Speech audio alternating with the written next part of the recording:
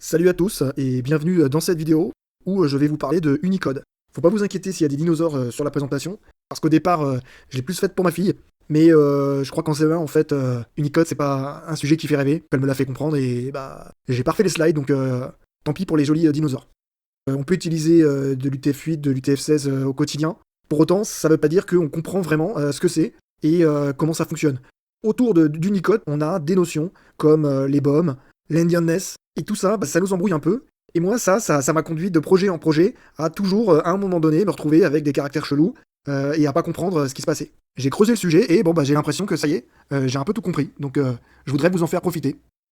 Alors, c'est quoi l'Unicode? L'Unicode, c'est un format pour fichier de texte. Et du texte, bah, c'est une suite de caractères. Jusque-là, c'est pas très compliqué. Là où ça se complique, c'est qu'un fichier sur mon ordinateur, c'est pas fait de caractères, c'est fait de 0 et de 1. Mon fichier texte, il va contenir des 0 et des 1 qui vont représenter mes caractères. Donc je vais avoir une première séquence de 0 et de 1 pour mon premier caractère, puis un peu plus loin, une seconde séquence pour un second caractère, etc. etc. Tout l'art d'Unicode, ça va être de déterminer la séquence de 0 et de 1 pour chaque caractère. Des caractères, il y en a beaucoup. Et donc, pour pouvoir associer à chaque caractère une séquence en binaire, il faut parfois beaucoup de 0 et beaucoup de 1. Et comme c'est vraiment pas commode, on va rassembler les 0 et 1 en hexadécimal, et on va plus avoir que les chiffres de 0 à 9 et les lettres de A à F. Est-ce qu'à ce stade, on a tout compris d'Unicode? Pas encore. En Unicode, on va pouvoir écrire, donc encoder un caractère de plusieurs façons. On a l'UTF-8, l'UTF-16 et l'UTF-32. Mon caractère en UTF-8, ça va être une succession d'octets, parfois il n'y en aura qu'un, quand je suis sur un caractère ASCII par exemple. Et en UTF-16, mon caractère, ça va être une succession de mots de 16 bits, donc de 2 octets. On a aussi l'UTF-32, et là, bah, on a des mots de 32 bits. C'est un peu perturbant, mais qu'on soit en UTF-8, 16 ou 32, on va pas avoir la même représentation pour un caractère. Donc là, pour un E accent aigu, en UTF-8, j'aurai la séquence hexadécimale C3A9. En UTF-16 Little Endian, bah, je vais avoir E900.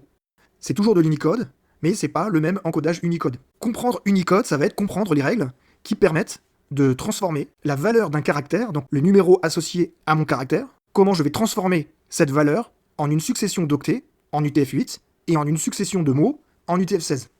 Là, j'ai bien 2 octets pour représenter en UTF-8 et un mot, soit une paire d'octets en UTF-16. Un caractère, dans un fichier Unicode, c'est donc une valeur, la valeur d'un caractère, qu'on a encodé en UTF-8, 16 ou 32. Alors, si on veut prendre un exemple, là je suis sur la table des caractères Unicode. Dans les tableaux, on voit la représentation graphique de chaque caractère, et on a le code associé à chaque caractère. Ce petit caractère un peu bizarre, sa valeur, donc le nombre auquel il est associé dans le standard Unicode, c'est 1012 en hexadécimal. Si je prends un autre exemple en soudanais, donc ce caractère-là, il va être associé à la valeur numérique 1cc4 en hexadécimal.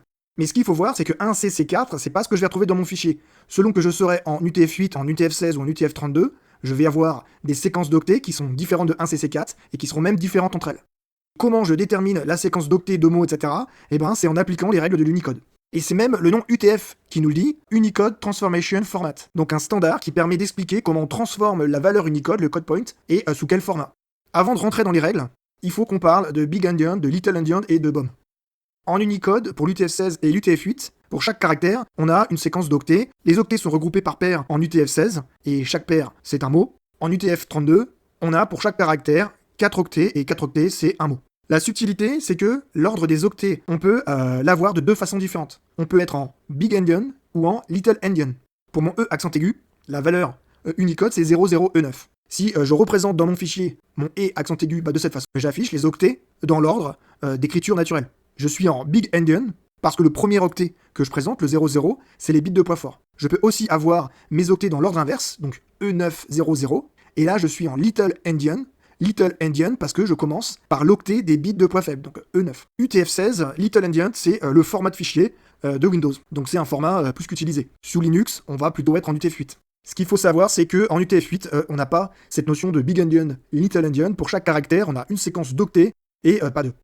Le souci, c'est que si on peut avoir nos octets dans des ordres différents, comment notre éditeur va faire quand il va devoir lire un fichier Unicode, comment il va savoir qu'il faut qu'il prenne les octets dans un sens ou dans l'autre. Pour ça, il a 2 possibilités. La première, c'est d'avoir un BOM. Le BOM, c'est une séquence d'octets bien identifiable qui se trouve au début du fichier. Et comme ça, un éditeur qui lit l'Unicode, s'il rencontre une certaine séquence d'octets en début de fichier Unicode, il sait exactement sur quel type d'Unicode il est, de l'UTF-16 ou de l'UTF-32, et surtout, s'il doit prendre en compte du Big Endian ou du Little Endian. Les séquences, je vais vous les montrer, on va les chercher. Vous les avez dans ce tableau. On peut avoir un BOM en UTF-8, et là, ça va juste être pour indiquer qu'on est en UTF-8. Pour UTF-16 et UTF-32, on a ça. Donc si j'ai un fichier qui commence par FFFE, non suivi par 00, c'est que je me trouve sur un fichier UTF-16 en Little Endian. Donc soit on a un BOM, soit on est un peu dans la... voilà, parce que là, il faut deviner. Et pour deviner, les éditeurs, ils peuvent s'appuyer sur plusieurs infos clés, comme par exemple des combinaisons d'octets qui vont être interdites en UTF-8, ou sur des séquences d'octets qui reviennent fréquemment en UTF-16, ce genre de choses. L'éditeur, il peut aussi tout simplement s'appuyer sur une convention, donc il est sur Windows et par défaut ça va être de l'UTF-16, ou bien encore le fichier, on l'ouvre en indiquant que c'est UTF-32 ou autre.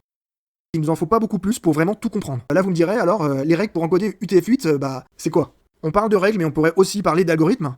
Et là, je vais vous présenter les différentes étapes qui permettent de convertir, on va prendre l'exemple du E accent aigu encore une fois, les règles qui permettent de le convertir en une séquence d'octets. La première étape, la première règle si on veut, c'est de trouver la valeur qui est associée à notre caractère. Donc le E, c'est U plus 00E9, donc c'est 00E9 en hexa, et bon voilà. Donc ça, c'est la première, c'est le point de départ. Dans Unicode, on a des plages de valeurs. Dans quelle plage de valeurs se trouve notre caractère? Si j'ai un caractère qui se trouve entre 0080 et 07FF, en UTF-8, je vais avoir une représentation sur 2 octets. En UTF-8, mes caractères ils vont être représentés sur 1 octet, 2, 3 ou 4, mais pas plus.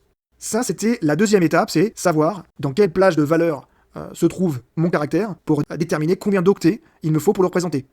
La troisième étape, c'est dans cette étape-là qu'on va vraiment encoder notre caractère, donc déterminer la séquence d'octets qui va le représenter en Unicode UTF-8, 16 ou 32.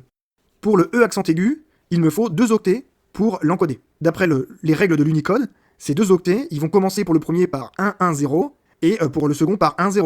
C'est comme ça qu'à la lecture du fichier, on saura qu'on est en train de lire un caractère qui est encodé sur plusieurs octets. Donc 110, ça sera le signal, et ensuite, sur chaque octet qui suivra, qui commencera par 10, on pourra savoir qu'on est en train de compléter le caractère. Donc première étape, connaître la valeur du caractère, au sens Unicode.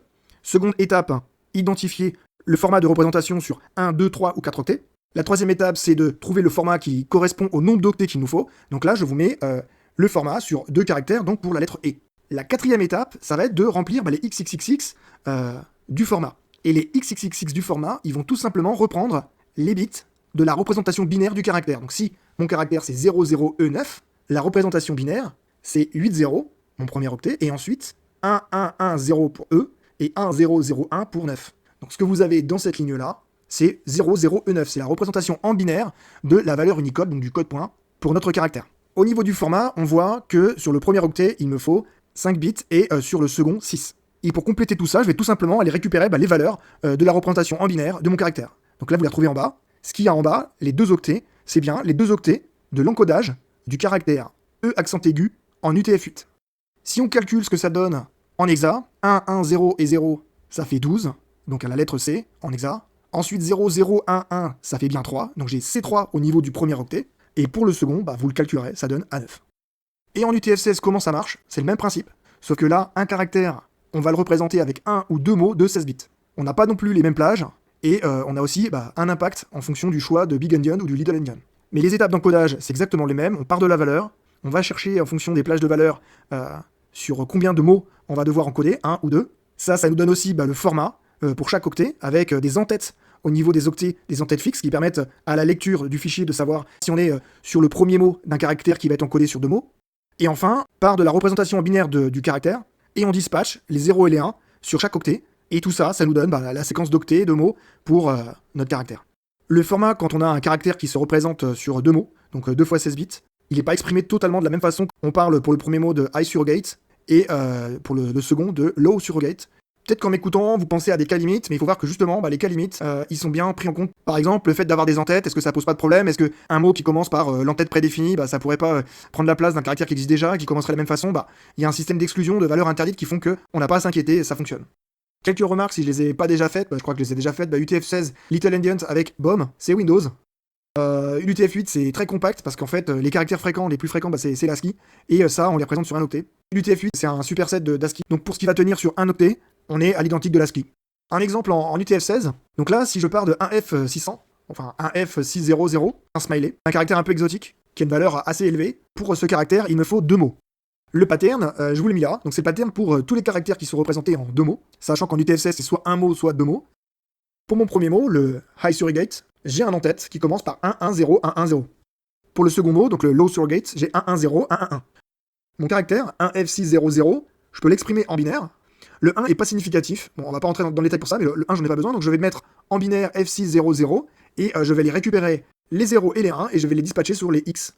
Donc je prendrai les 10 bits de poids faible, et je les mettrai dans le low surrogate, et ensuite les 10 bits de poids fort, et je les placerai devant.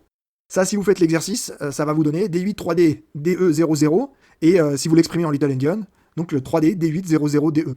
Donc c'est l'exercice qui pourra vous dire si vous avez bien tout compris. Et pour finir, l'UTF-32, donc tout caractère en UTF-32, ça tient dans 32 bits.